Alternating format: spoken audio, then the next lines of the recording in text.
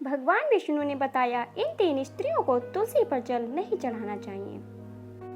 बैकुंठ धाम में जहाँ भगवान विष्णु और माता लक्ष्मी निवास करते हैं, वहाँ का वातावरण सदा ही दिव्यता और शांति से भरपूर रहता है।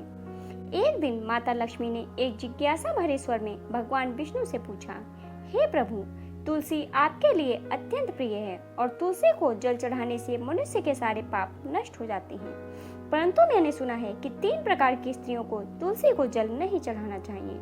कृपया मुझे बताइए कि वह कौन सी स्त्रियां हैं और इसका क्या कारण है। भगवान विष्णु ने मुस्कुराकर माता लक्ष्मी की ओर देखा और बोले, हे देवी, यह सही बात है कि तुलसी मेरी परम प्रिय है, लेकिन इससे पहले कि मैं तुम्हारे प्रश्न का उत्तर दूं, मैं तुम्हें एक कथा सुनाना चाहता हूँ। इस कथा के माध्यम से तुम्हें तुम्हारे प्रश्न का उत्तर मिल जाएगा और इसका महत्व भी समझ आएगा। जो भी व्यक्ति इस कथा को सुनता है उसे इस कथा का फल अवश्य मिलता है। भगवान ने यह कहकर कथा को आरंभ किया। भगवान विष्णु बोले, बहुत समय पहले धरती पर एक राजा हुआ करते थे जिनका नाम धर्मनंदन था। वह अपने राज्य में बहुत ही न्यायप्रिय और धर्मपरायण राजा थे। उनके राज्य में प्रजा संतुष्ट थी और सुखी थी। धर्मनंदन और उनकी पत्नी सुमित्रा का एक सुंदर और बुद्धिमान पुत्र था जिसका नाम वृषभकेतु था। वृषभकेतु भी अपने पिता की तरह धर्म और न्याय पर चलने वाला था। वृषभकेतु जब युवावस्था में पहुंचा तब उसकी मां सुमित्रा ने उसके विवाह की चिंता की। उन्होंने वृषभकेतु के लिए एक उपयुक्त वधू की खोज की। कई राजकुमारियां इस विवाह के लिए इच्छुक थीं, लेकिन सुमित्रा चाहती थीं कि उनकी बहू न केवल सुंदर हो बल्कि गुणों में भी श्रेष्ठ हो। सुमित्रा और धर्मनंदन ने अपने राज्य में एक प्रतियोगिता का आयोजन किया जिसमें सभी राज्यों से योग्य राजकुमारियों को आमंत्रित किया गया। प्रतियोगिता का उद्देश्य यह था कि वह राजकुमारियों के गुण और धैर्य को परख सकें। इस प्रतियोगिता में एक विशेष परीक्षा रखी गई जिसमें राजकुमारी को अपने सच्चे गुणों का प्रदर्शन करना था।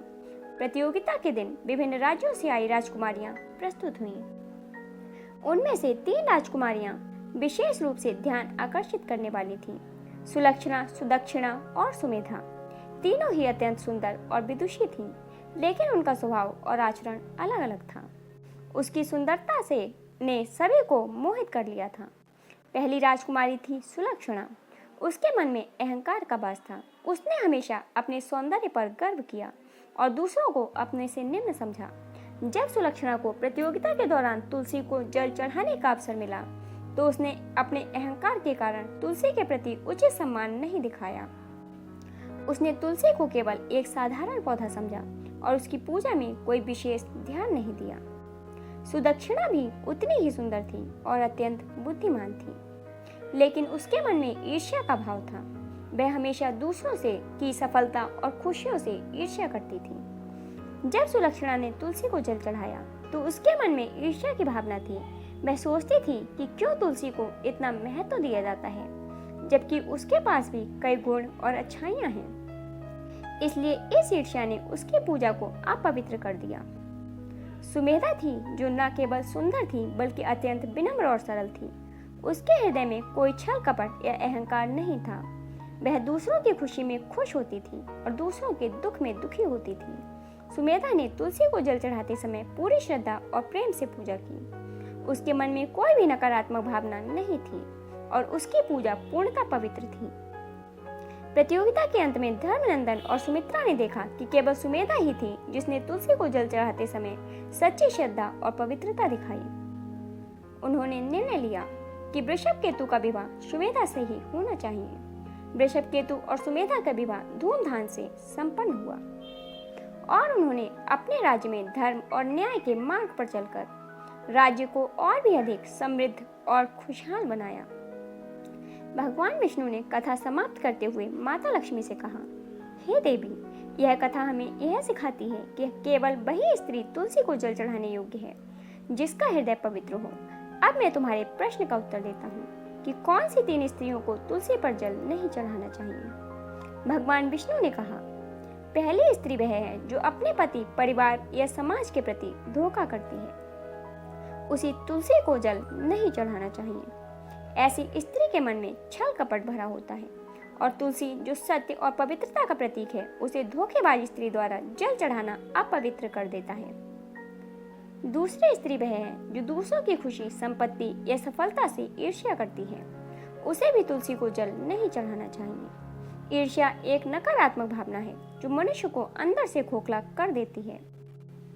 तुलसी माता की पूजा ईर्ष्या से मुक्त और पवित्र हृदय से ही की जानी चाहिए। तीसरी स्त्री वह है जो स्त्री अपने सौंदर्य और शक्ति के कारण अहंकार में रहती है।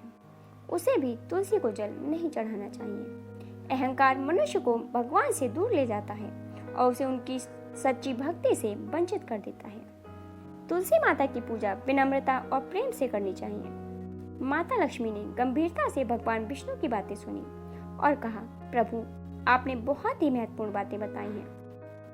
यह जानकर मेरा मन शांति और ज्ञान से भर गया है।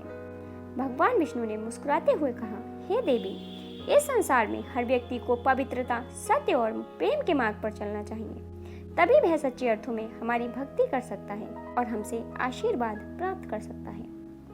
दोस्तों, आपको यह कथा कैसी लगी हमें कमेंट करके जरूर बताइएगा और यदि आपको कथा पसंद आई हो तो वीडियो को लाइक और शेयर अवश्य कीजिएगा। साथ ही यदि चैनल पर नए हो तो हमारे चैनल को सब्सक्राइब जरूर कीजिएगा। धन्यवाद।